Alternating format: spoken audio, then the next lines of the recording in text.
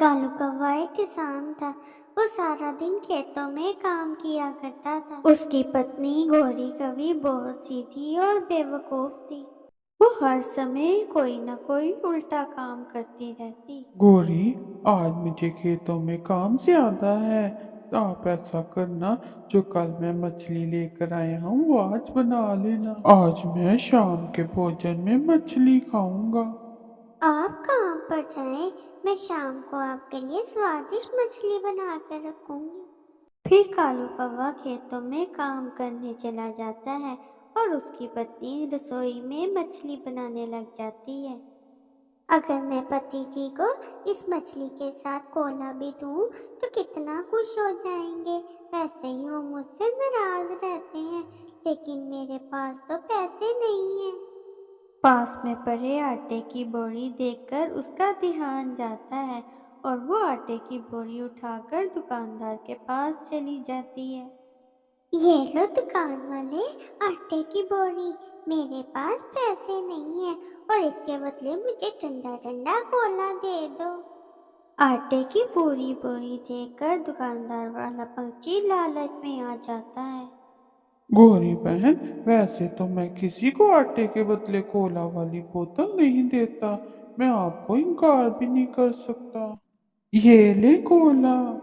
गोरी कभी कोला लेकर अपने घर चली जाती है। हाय, मैं मर गई।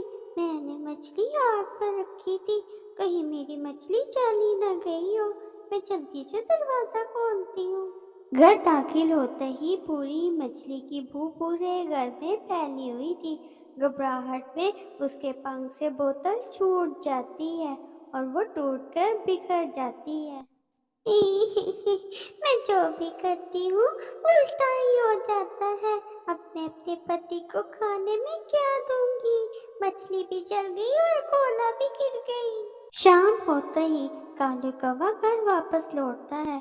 वो जैसे ही घर वापस लौटता है, मछली के जलने की बू पूरे घर में फैली हुई थी। गौरी कहाँ हो? और ये क्या चल रहा है? पति जी, पति जी माफ करना, मैं आपको स्वादिष्ट मछली ना खिला सकी। मैं आपके लिए ठंडा ठंडा कोला लेने गई थी कि पीछे से मछली जल गई। मुझे पहले ही पता था आप कुछ ना कुछ गलत ही करोगी। अच्छा, चुप हो जाओ और लाओ और ठंडा कोला दे दो मुझे। वो तो मेरे पंख से छूट कर गिर गया और टूट गया। कोई काम सीधा भी है तुम्हारा? सब उल्टा ही करती हो। अच्छा, चलो मुझे खाली रोटी ही दे दो।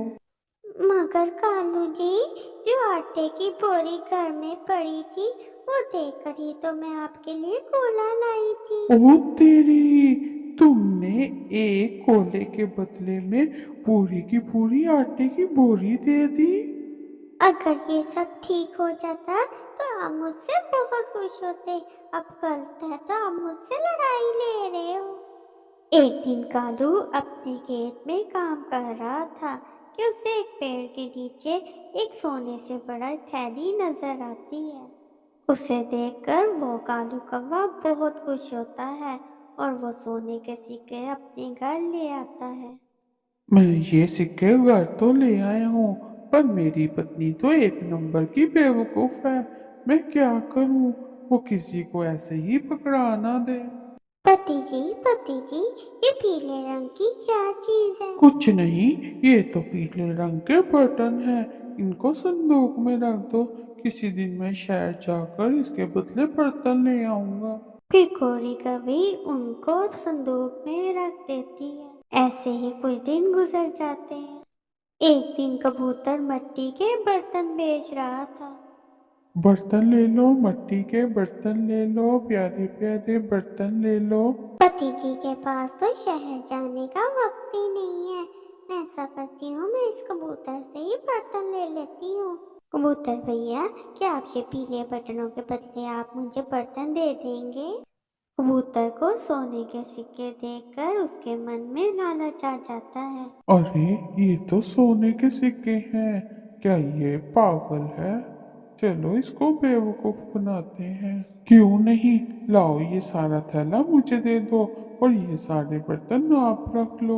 फिर कबूतर जल्दी से गौरी को मिट्टी के बर्तन देता है और सोने के सिक्के लेकर झट से गायब हो जाता है। शाम को जब कालू घर आता है, मुझे पता है पति जी आप इतने हैरान क्यों हैं। वो जो पीले रंग के बर्तन थे ना, वो देखकर मैं ये मिट्टी के बर्तन ले लिए हैं। अब आपको शहर जाने की कोई जरूरत नहीं है। ये सुनकर कालू कौवा तो सर पकड़कर बैठ जाता है। गौरी, वो तो सोने के सिक्के थे।